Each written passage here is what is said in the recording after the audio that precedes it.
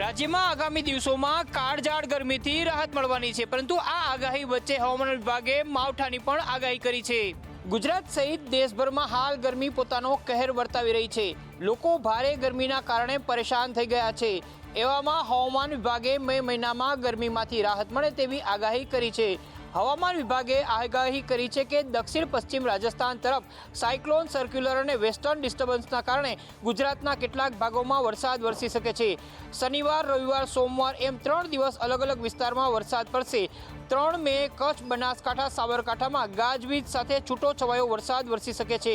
જોકે આ આગાહીના કારણે ખેડૂતોની અંદર ચિંતા વધી છે, કારણ કે માવઠું આવશે તો ખેડૂતોનો ઊભો પાક છે તે બળી જશે અને એના કારણે ખેડૂતોને નુકસાન પહોંચશે। છેલ્લા ઘણા સમયથી ચર્ચામાં રહેલા અમદાવાદના હાટકેશ્વર બ્રિજને તોડવા માટે ફરી એક વખત ટેન્ડર બહાર પાડવામાં આવ્યું। વર્ષ 2017માં ₹40 કરોડના ખર્ચે કોન્ટ્રાક્ટર અજય ઇન્ફ્રાકોન દ્વારા બનાવવામાં આવેલા હાટકેશ્વર બ્રિજને તોડી પાડવા માટે અમદાવાદ મ્યુનિસિપલ કોર્પોરેશન દ્વારા ફરી એક વખત ટેન્ડર બહાર પાડવામાં આવ્યું છે। 9.31 કરોડની બેઝ પ્રાઇસ સાથે ટેન્ડર બહાર પાડ્યું છે, જેમાં 22 મેના રોજ ટેન્ડર ભરવાની અંતિમ તારીખ નક્કી કરાઈ છે। અગાઉ 110 કરોડના ખર્ચે બ્રિજને તોડીને નવો બનાવવાનો હતો। બ્રિજને તોડીને નવું બનાવવાનું ટેન્ડર બહાર પડાયું હતું। કોર્પોરેશન નવો બ્રિજ બનાવવા માટે 4 ટેન્ડર બહાર પાડી ચૂકી છે। 40 કરોડમાં આ બ્રિજ તૈયાર કરાયો હતો। છેલ્લા ઘણા સમયથી આ બ્રિજ બંધ હોવાના કારણે લોકોને પારાવાર હાલાકીનો સામનો કરવો પડી રહ્યો છે, ત્યારે લોકોની માંગ છે કે ઝડપથી આ બ્રિજને તોડીને નવો બ્રિજ તૈયાર કરવામાં આવે। રાજકોટ ઇન્ટરનેશનલ એરપોર્ટમાં અનેક ખામીઓ સામે આવી। એક ડોક્ટર દ્વારા વિડીયો વાયરલ કરવામાં આવ્યો। ડોક્ટર ગૌરંગ જોશી દ્વારા આ વિડીયો બનાવવામાં આવ્યો છે। ઇન્ટરનેશનલ એરપોર્ટ કેવું હોવું જોઈએ તે બાબતે વિડીયોમાં વાત કરવામાં આવી। હાલમાં ભારે ગરમી હોવાના કારણે તાપમાનનો પારો ઊંચો હોવા છતાં હીરાસર એરપોર્ટમાં એસી બંધ હાલતમાં છે, તો મોબાઈલ ચાર્જિંગના પ્લગ ઓછા છે, નેટવર્ક પ્રોબ્લેમ, ખાણીપીણીને લગતા અનેક પ્રશ્નોને લઈને ડોક્ટરે પોતાની વ્યથા ઠાલવી છે। ઇન્ટરનેશનલ એરપોર્ટ કેવું હોય અને રાજકોટનું એરપોર્ટ કેવું છે તેનો તફાવત ડોક્ટરે વિડીયોમાં જણાવ્યો છે। રાજકોટનું એરપોર્ટ ઇન્ટરનેશનલ કક્ષાનું ન હોવાનું ડોક્ટરે પોતાના વિડીયોમાં જણાવ્યું। રાજકોટમાં નોનવેજના વેચાણની જાહેરાતથી વિવાદ સર્જાયો। આરએમસીએ તાત્કાલિક અસરથી આ જાહેરાત હટાવી દીધી। રાજકોટ શહેરમાં ઝોમેટો દ્વારા ચિકન વેચાણની જાહેરાતો લગાવવામાં આવી હતી, જો કે આરએમસીના ધ્યાને આવતા તાત્કાલિક અસરથી જાહેરાતો હટાવી દેવામાં આવી છે। સ્ટેન્ડિંગ ચેરમેન જયમીન ઠાકરે ચિકનની જાહેરાતો હટાવવા આદેશ આપ્યા હતા। જાહેરાતમાં લખ્યું હતું, દિલ્હી કા બટર ચિકન, કાશ્મીર કી વાઝવાન બિરયાની જાહેરાતને લઈ એર એજન્સીને નોટિસ આપવા આદેશ આપી દેવામાં આવ્યા છે।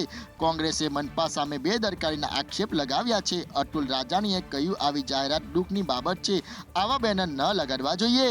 જો કે આવી જાહેરાતના બેનરો રાજ્યના અન્ય શહેરોમાં પણ લાગ્યા છે। નોનવેજના કારણે આ જાહેરાત હટાવવામાં આવી કે બીજી કોઈ બાબતથી તેનું કારણ હજી સ્પષ્ટ નથી થઈ રહ્યું। સુરતમાં અલ્પેશ કથિરિયાએ જાહેર મંચ પરથી આગામી રણનીતિ અંગે વાત કરી। ગોંડલના ગણેશ જાડેજાએ જે રીતે પડકાર ફેંક્યો તેની સામે ફરીથી કથિરિયાએ જવાબ આપ્યો। શું જો હુકમી લાવે છે ને અમે પુરાવા સાથે આપવાના છે, પુરાવા સાથે કે આ વિસ્તારમાં શું ચાલે છે, ક્યાં 2 નંબરના ધંધા ચાલે છે। સૌરાષ્ટ્રમાં કહેવત છે કે તમારા માને કોઈ પડકારે કે તમને કોઈ ગાળ આપે એ કોઈ ન ખાય, ગોળી ખાઈ લે, ગોળી ખાઈ લે। કોઈ મા ઉપર કે કોઈ ગાળ આપે એ સૌરાષ્ટ્રનો એકય સમાજ ન કરે। અને હવે જ્યારે જશું ત્યારે અમારા એક પણ ગાડીને કોઈ નુકસાન નહીં થાય હું ખાતરી આપું। પણ હવે જ્યારે પણ જઈએ, એક પણ ગાડી તો ઠીક, એક કાર્યકર્તાનો કોઈ કોલર પકડવાની તાકાત ન કરે એની પૂર્વ તૈયારી સાથે જવાના છે। કેમ કે એ જે દિવસો હતા એને સાબિત કરી બતાવ્યું કે ગોંડલમાં લુખ્ખાગીરી છે। અમદાવાદના ચંડોળા તળાવમાં સતત 3જા દિવસે ડિમોલેશનની કાર્યવાહી હાથ ધરવામાં આવી। ગની, પથ્થરવાળાનું ગોદાઉન, દુકાનો અને લેબર કોલોની તોડવામાં આવી। છેલ્લા 2 દિવસથી અમદાવાદના ચંડોળા તળાવ વિસ્તારમાં મેગા ડિમોલેશનની કામગીરી કરવામાં આવી રહી છે, ત્યારે આજે 3જા દિવસે નાના ચંડોળા તળાવ વિસ્તારમાં ગની, પથ્થરવાળાના ગેરકાયદેસર બાંધકામને તોડવાની કામગીરી મ્યુનિસિપલ કોર્પોરેશન દ્વારા પોલીસ બંદોબસ્ત વચ્ચે કરવામાં આવી છે। ગેરકાયદેસર ગેરકાયદેસર રીતે દુકાનો, પથ્થર તેમજ સિમેન્ટનું ગોડાઉન બનાવી દેવામાં આવ્યું હતું, જેને તોડી પાડવામાં આવ્યું છે. લેબર કોલોની સહિતની 15થી 20 જેટલા બાંધકામો સવારથી જ તોડી પાડવાની કામગીરી કરવામાં આવી રહી છે. ગની પથ્થરવાળાનો દીકરો હુસેન પથ્થરવાળા જગ્યાનું સંચાલન કરતો હતો. દુકાનો અને ઓરડીઓ સહિતના બાંધકામને આજે તોડવામાં આવ્યું છે. અત્યાર સુધીમાં 4000 જેટલા નાના મોટા દબાણો તોડી પાડવામાં આવ્યા છે. સાથે જ કાટમાળ હટાવવાની પણ કામગીરી હાથ ધરવામાં આવી છે. ખેડાના મહેમદાવાદની મેશ્વો નદીમાં 6 બાળકો ડૂબી જવાથી મૃત્યુ થયું છે, ત્યારે પરિવારજનોએ આ ઘટનાને હત્યાકાંડનો આરોપ ગણાવ્યો છે. મહેમદાવાદના કનીજ ગામે મેશ્વો નદીમાં નાહવા પડેલા 6 બાળકો ડૂબ્યા હતા. 4 બાળકી અને 2 બાળકનું ડૂબી જતા મોત નીપજ્યું છે. મૃતકો પૈકી 4 અમદાવાદના નરોડા વિસ્તારના હતા અને 2 મામાના ઘરે વેકેશન માણવા માટે આવ્યા હતા.